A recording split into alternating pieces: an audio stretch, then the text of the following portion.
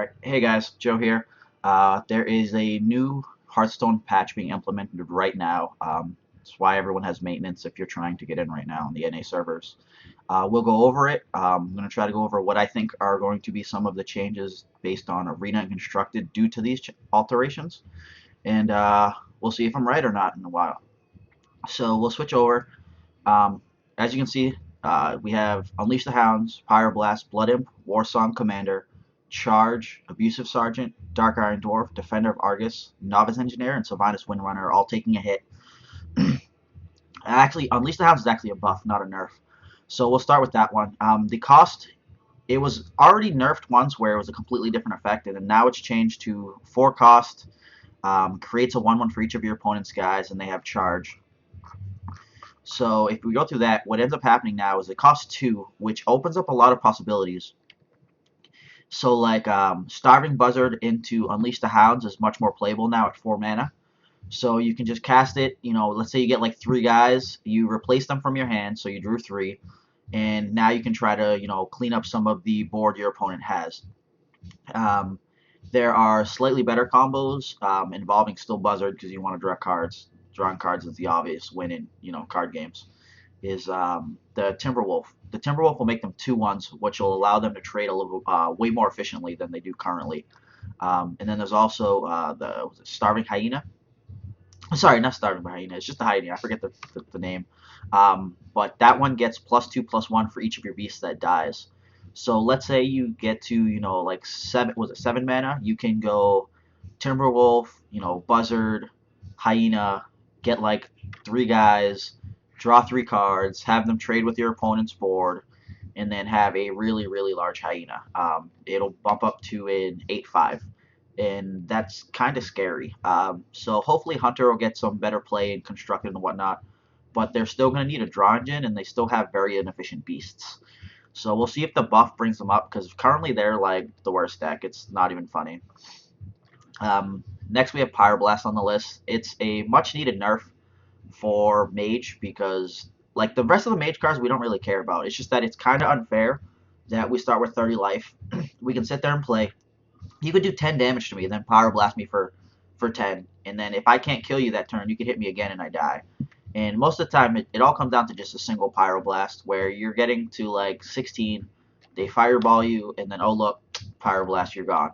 So we'll see if this helps at all. It gives you a couple extra turns, and it also doesn't allow them to do like Pyroblast Frostbolt or Pyroblast Ping you, which a lot of the time is probably what's going to occur because you're trying to maintain your life, and they just don't let you. So we'll see if this brings down some of the power of Mage.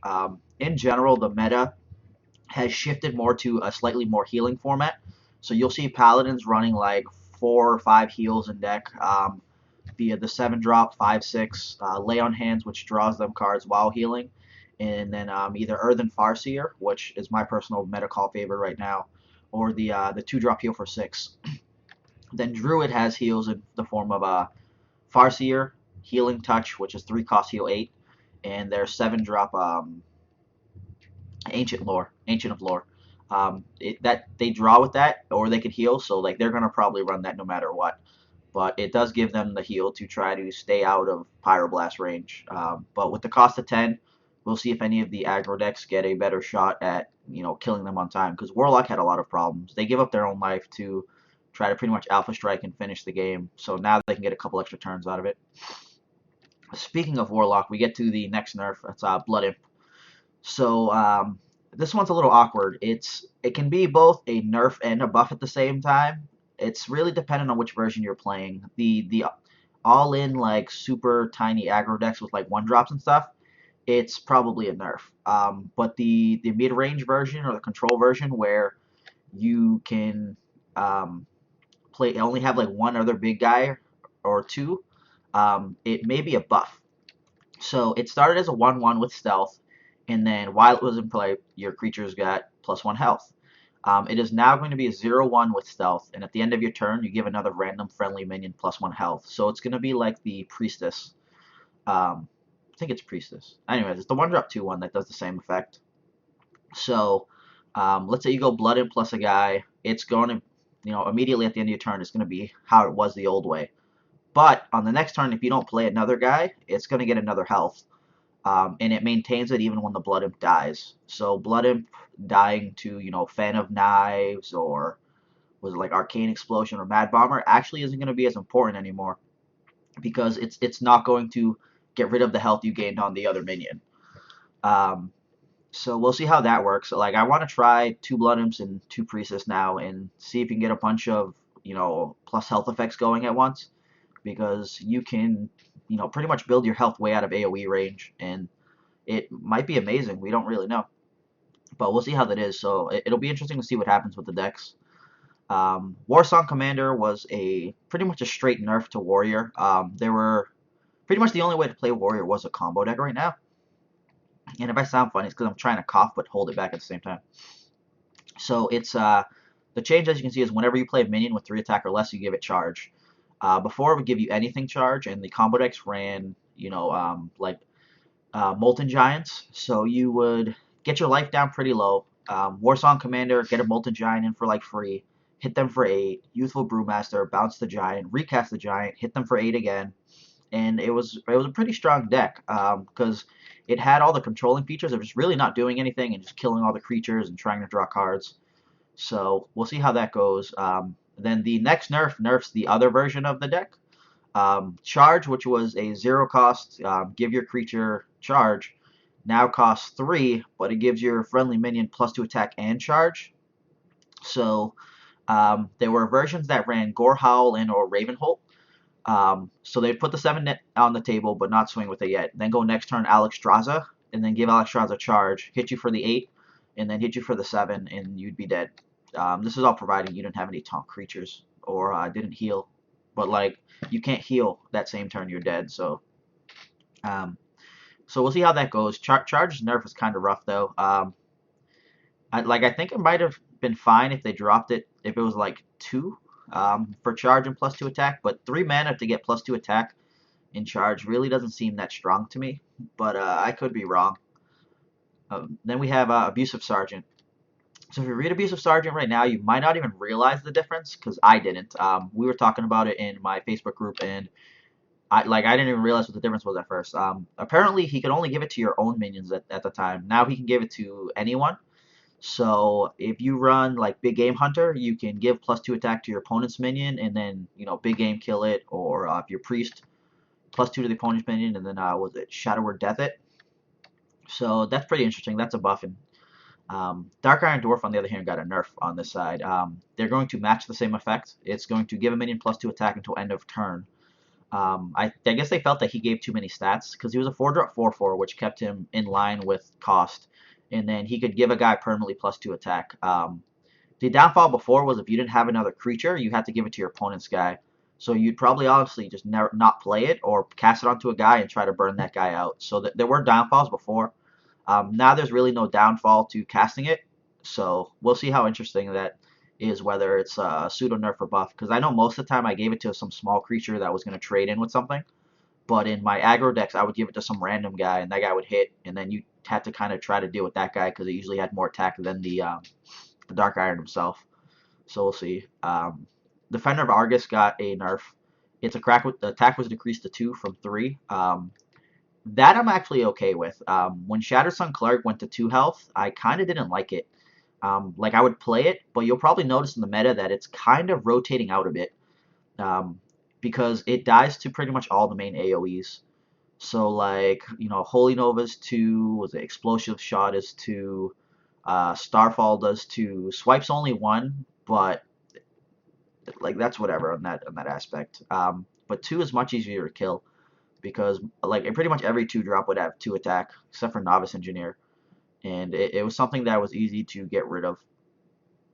So at least they kept it at 3 health, which makes it not easily AoEable, and I'm okay with the decrease to 2 attack. He loses the ability to kill some of the stuff he could kill before, but he still maintains the same amount of health to stay alive. Novice Engineer is kind of rough, though. They decreased the health from 2 to 1, so we will see if that decreases the play at all. Novice Engineer before was really good at just drawing your card immediately to determine what you're going to do, and then late game, 2 mana, draw a card, and you had a guy out you didn't really care about, but you helped filter. it can now pretty much die to, you know, Mage Ping, Druid Ping, Rogue Ping. So we'll see how that goes. I don't see it taking too much of a hit as far as playability, but the decks that normally like Shattered Sun Cleric and Defender of Argus it may not enjoy it as much anymore since, you know, it dies to any guy that wants to attack it. Sylvannas Windrunner got the cost increased to 6 from 5. So it's now a 6-drop 5/5. It says when it dies, take one of your opponent's guys randomly. Um, Most people right now are viewing the hit as, you know, whatever, because Sylvannas most of the time wasn't cast on 5, unless you were playing against an aggro deck. And versus an aggro deck, it was actually pretty solid right there, because most of the time you could, you know, pretty much kill something on the next turn. You could go and like try to AoE, then kill something, or trade and then have take some other guy. So it was really nice in that aspect. I personally don't expect the nerf to do much to it right now, because the effect's so strong and it has very nice stats. So we'll see on that. But that's pretty much it for the nerfs and buffs. We'll see how this goes. I expect due to the Unleash the Hounds nerf buff that Hunter might be slightly more playable in Arena. In Constructed he'll be much better. But in Arena I don't expect it to see too much more play. Unleash is still nice, but you have to still draft too many beast cards for the deck to really be efficient. And then some of its other cards just aren't too good. The Warsong might hurt Warrior a bit in Arena. The charge is like pretty much whatever. It doesn't draw a card or anything, so I don't see it being some highly new playable card. It doesn't help Auctioneer though, because before you would go like Auctioneer and then, you know, Inner Fire and charge and draw some cards while getting rid of whatever's on the board or hitting your opponent in the face. Abusive Sergeant's going to be whatever, but it'll be nice for big game Hunter drafting. Dark Iron Dwarf will probably still see about the same amount of play. That's what I'm saying. Like, I'd say about 60-65% of the time, whatever guy you gave the buff to is probably going to go trade in with something anyways. And then like 15-20% of the time, you may not have had a creature to play with it, so you were worried about casting it and your opponent's guy getting a buff. So Defender of Argus is still going to be about the same amount of strength. Novice will be interesting to see what happens with that, but I still expect it to be played. No issues with Sylvannas. Blood Imp's still going to be played, and the 1 health thing is probably going to be more important in Arena than it is in Constructed. In Constructed, usually if you're playing it, you're throwing a bunch of guys down and you're a rush deck. In Arena, not the same. You're drafting Blood Imp because it's ridiculous usually. So we'll see how that goes. But thanks for watching, and I'll have more for you guys later. See ya.